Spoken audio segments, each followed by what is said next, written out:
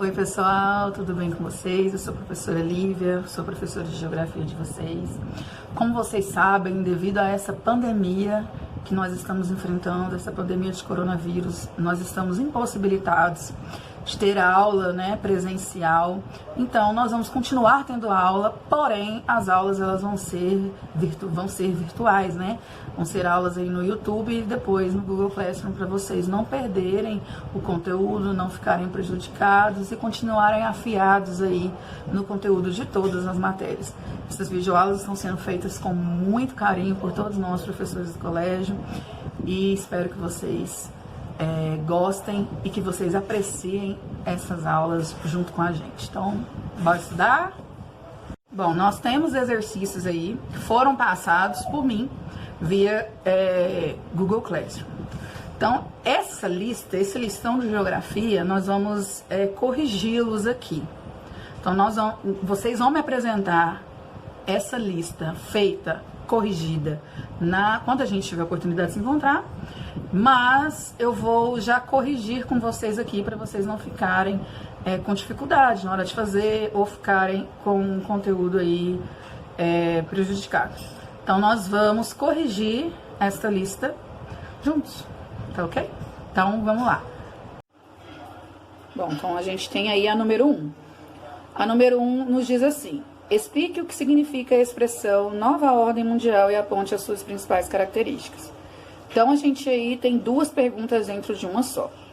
Então, como eu já havia dito para vocês, a nova ordem mundial, ela está inserida dentro de um contexto histórico. O contexto histórico seria esse: o contexto histórico de fim da Guerra Fria, fim da ordem bipolar, ou seja, a União Soviética, ela acaba e se tem aí o predomínio do capitalismo no mundo, encabeçado pelos Estados Unidos.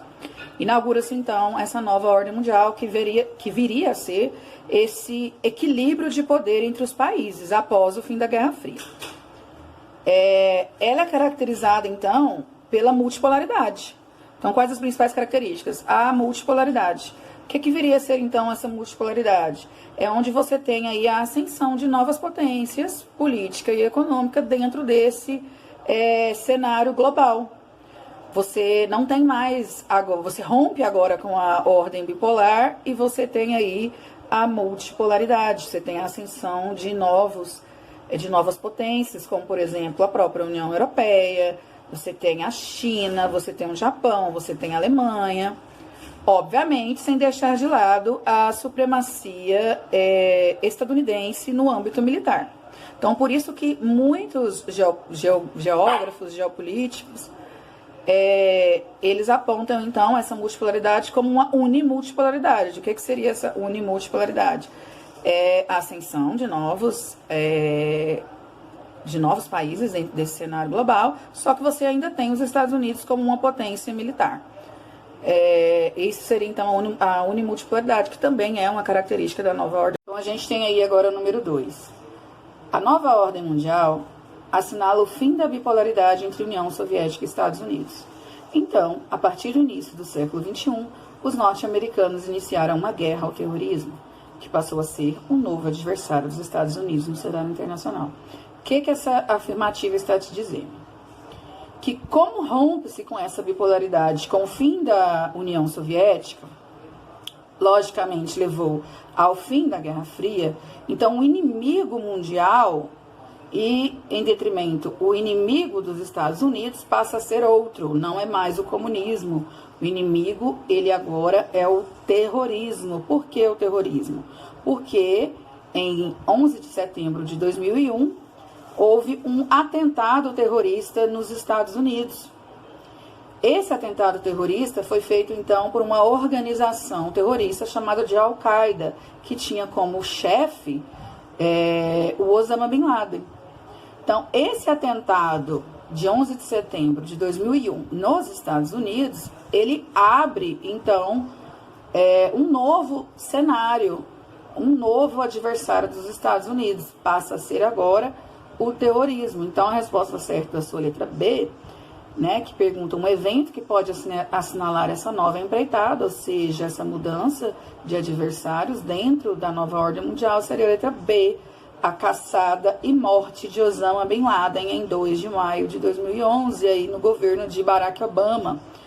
Então, a morte de Osama Bin Laden, ela veio então configurar esse terrorismo como sendo o principal inimigo mundial, o principal inimigo a ser combatido não só pelos Estados Unidos, mas pelo mundo inteiro. O inimigo agora é outro, deixa de ser o comunismo e passa a ser o terrorismo.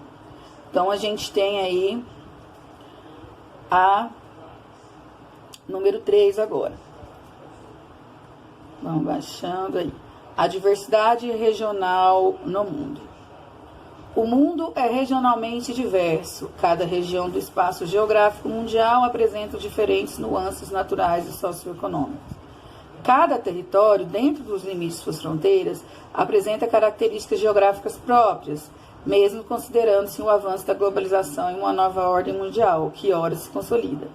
Anteriormente, a ordem mundial era tida como dicotômica ou dualista, ou seja, predominava a oposição entre o bem e o mal, entre o capitalismo e o socialismo, ou seja, bipolar.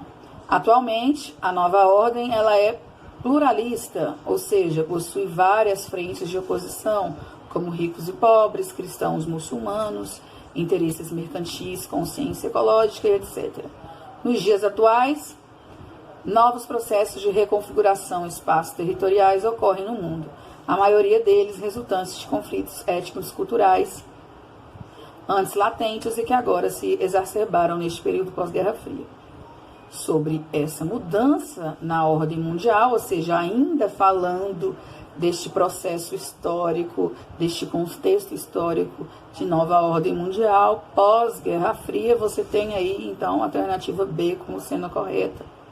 Dentre outros fatos que contribuíram para a mudança da ordem bipolar para a multipolar, destaca-se o esgotamento do modelo soviético e a ascensão do Japão e da Europa Ocidental, que passaram a disputar a supremacia internacional com os Estados Unidos. Mais uma vez aí, você tem o fim da União Soviética e você tem aí também a ascensão de novos países dentro deste cenário internacional, sem deixar de lado, obviamente, a hegemonia estadunidense dentro do âmbito militar. Então, mais um exercício que vai corroborando tudo aquilo que a gente já vem falando há algum tempo. Bom, a questão 4 está falando assim: diferencie as concepções de Estado, governo e nação. Então, há diferenças entre estes conceitos. Então, vamos partir aí do conceito de Estado. Estado, ele é a unidade administrativa de um território, ou seja, ele é formado por um conjunto de instituições públicas. Essas instituições públicas, elas vão representar e atender a população. Aí entra o governo. O governo é uma dessas instituições públicas que vai organizar e que vai atender a população. Então, o governo, ele compõe o Estado, e não o contrário. Então, o governo, ele vai compor o Estado, ele vai ser uma dessas instituições públicas que eu disse para vocês, que a função dele vai ser administrar o Estado. Ele vai gerir, ele vai organizar, ele vai atender os anseios da população.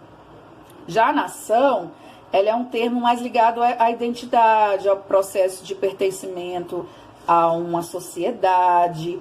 Então, você vai ter aí inserido dentro do conceito de nação elementos culturais históricos.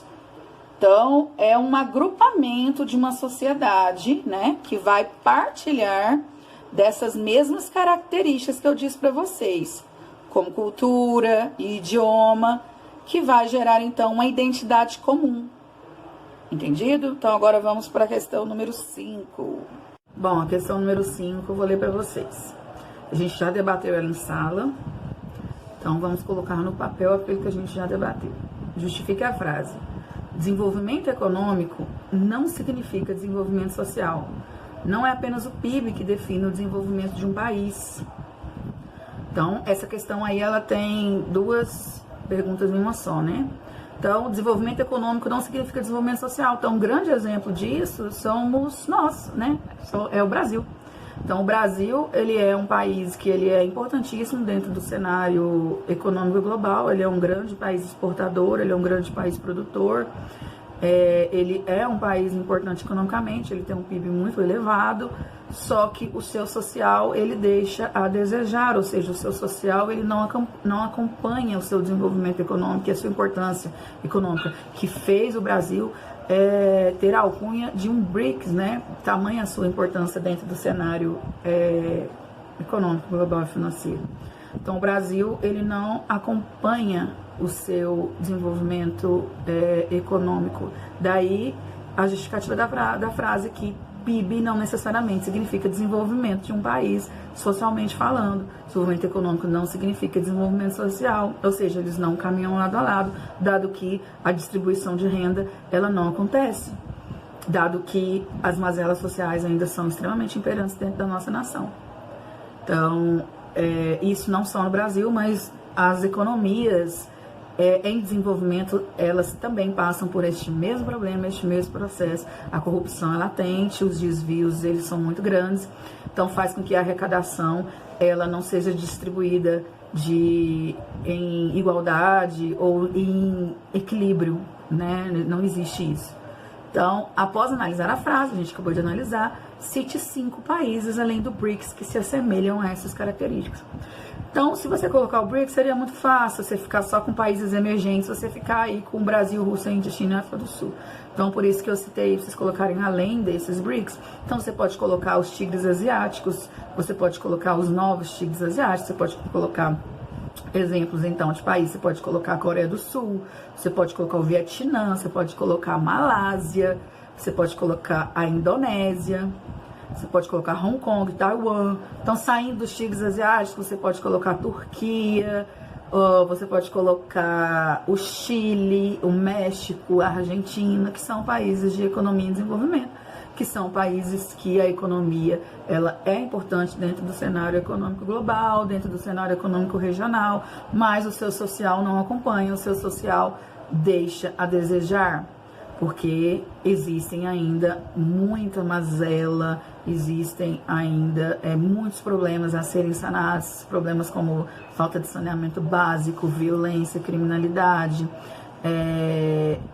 analfabetismo alto, educação pública precária, saúde precária e assim por diante, tá ok? Então agora vamos para a questão 6. Defina multipolaridade dentro do contexto geopolítico mundial.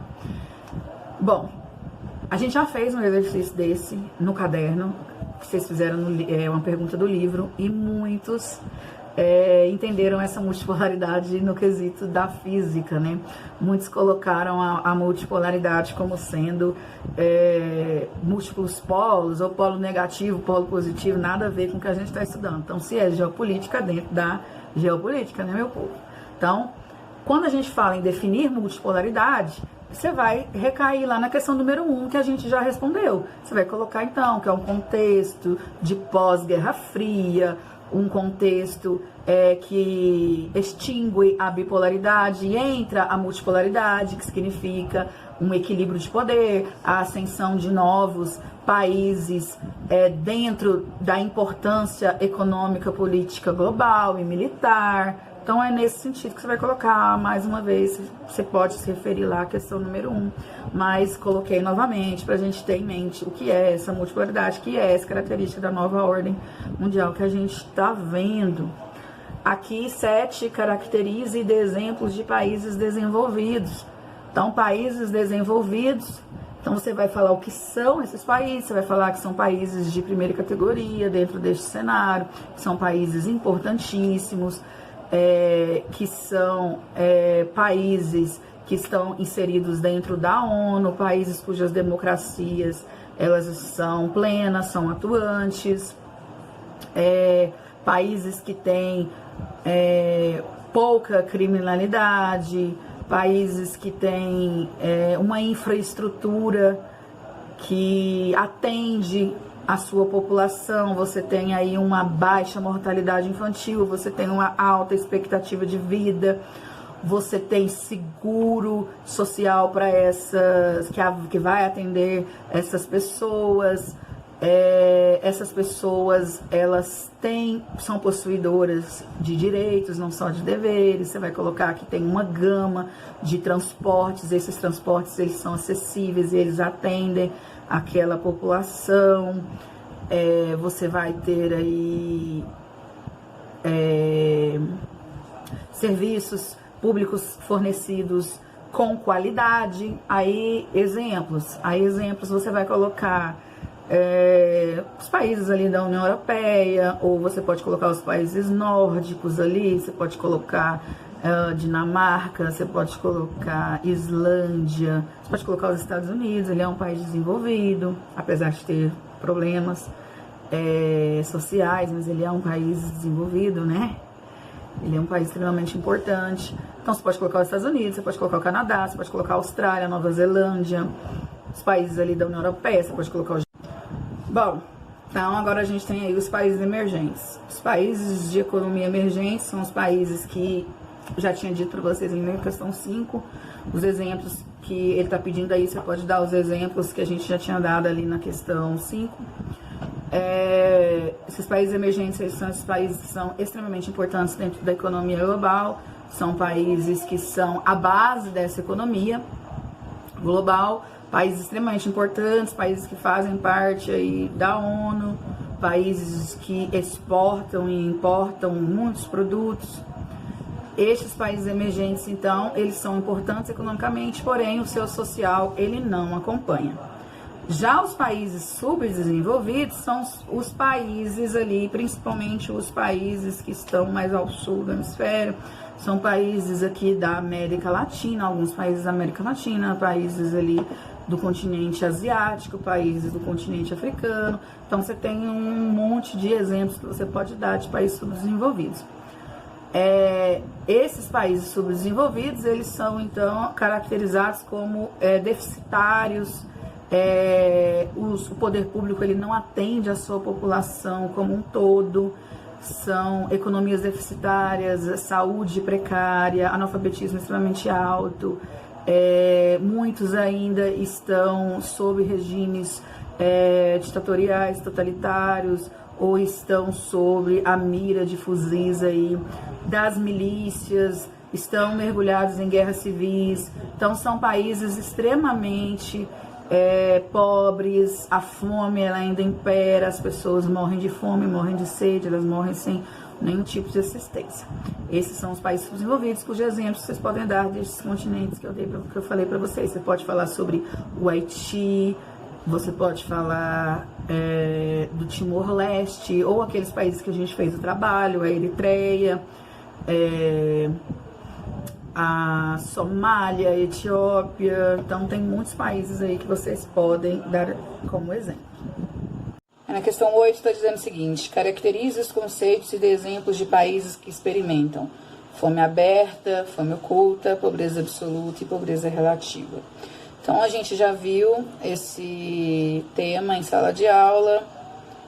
Isso daí é só para dar uma pincelada sobre aquilo que a gente já viu, para dar uma revisada. Então a fome aberta ela anda de mãos dadas com a pobreza absoluta, e a fome oculta anda de mãos dadas com a pobreza relativa. A fome aberta, ela é também chamada de epidêmica, lembra que eu disse para vocês? Então, uma fome aberta ou epidêmica, ela vai ocorrer em períodos como, por exemplo, de guerras, crises, catástrofes ambientais, secas prolongadas, epidemias, pragas que atingem a agricultura, ou seja, países que são assolados por esse tipo de fome como um todo. Não é uma parcela daquela população, é uma parcela bastante significativa, para não dizer a grande maioria esmagadora daquela população que vive, então, assolada por essa fome aberta. Ou seja, a ausência de alimentos, o que vai provocar a morte de milhares de pessoas. Não é uma subnutrição, é a ausência total do alimento. Eles vão padecer devido a isso, certo? Agora, a fome oculta, ela é a fome que existe aqui no nosso país. É a fome oculta ou endêmica. Ela vai gerar a subnutrição. Ela vai atingir cerca de 860 milhões de pessoas no mundo inteiro. Então, o mundo inteiro, ele é assolado por essa fome oculta. Então, o que viria a ser, então, essa subnutrição que eu estou falando para vocês? A subnutrição, ela é o consumo insuficiente de alimentos. por uma pessoa. Ou seja, a subnutrição ela vai debilitar bastante a saúde daquele indivíduo e vai abrir caminho para uma série de doenças. Então, a fome oculta, ela é a fome mascarada. Aquela fome que ela existe, porém ela é mascarada, devido à ausência de alimentos necessários para a nutrição e o pleno desenvolvimento, seja físico e intelectual, daquele cidadão. Então, o camarada ele vai comer ali só arroz, por exemplo, ou ele vai comer só feijão, ou ele vai comer água com farinha, ou seja, ele vai se alimentar, não vai ser igual a fome aberta, que ele vai ter ausência de alimentos. Então, ele vai se alimentar. Porém, aquela alimentação ela é insuficiente, não é nutritiva e vai debilitar aquele cidadão. Então, por isso que elas andam lado a lado com a pobreza, obviamente. Então, o que viria a ser, então, essa pobreza absoluta? A pobreza absoluta, ela é uma situação de penúria, é a miséria total. Então, por isso que ela anda lado a lado com a fome aberta. Então, ela vai ocorrer quando uma pessoa, ou uma família, ou até uma coletividade, ela vai viver sem as mínimas condições de sobrevivência. E a pobreza relativa, ela é também muito comum, ela é a mais comum, juntamente com a fome oculta, ela anda ali lado a lado. Então, ela é uma situação de carência, de privações momentâneas. Então, ela é uma situação de carência em comparação com os demais membros da sociedade em que ele está inserido. Entendido? Então, vai ocorrer quando a pessoa, a família, ela não tem uma moradia adequada, ela não tem um transporte público que vai atender com seriedade aquelas pessoas, as escolas são precárias, a saúde é igualmente precária, a renda é baixa. Então, a pobreza e a fome, ou a pobreza e a subnutrição, elas vão andar juntas, né? Então, essa seria aí a resposta da questão 8. Então, a questão 9. Sobre o BRICS, assinale o que for incorreto. Então, prestar muita atenção no que a pergunta está dizendo. Ela foi bem clara, ela quer o que está errado. Então, cuidado. O que está errado aí frente a essas alternativas é a letra A, porque ela está dizendo que o BRICS é um grupo formado pelos países considerados emergentes, tá aí tudo bem, formando um dos maiores blocos econômicos do planeta. O BRICS não é um bloco econômico, estando atrás apenas da União Europeia, não. A União Europeia, ela sim, é um bloco econômico, porém o BRICS não é um bloco econômico, ele é um conjunto de países, ele é uma alcunha dada a este conjunto de países, que é o Brasil, Rússia, Índia, China e África do Sul, né? São esses países considerados aí de economia emergentes e extremamente importantes dentro deste cenário da nova ordem mundial.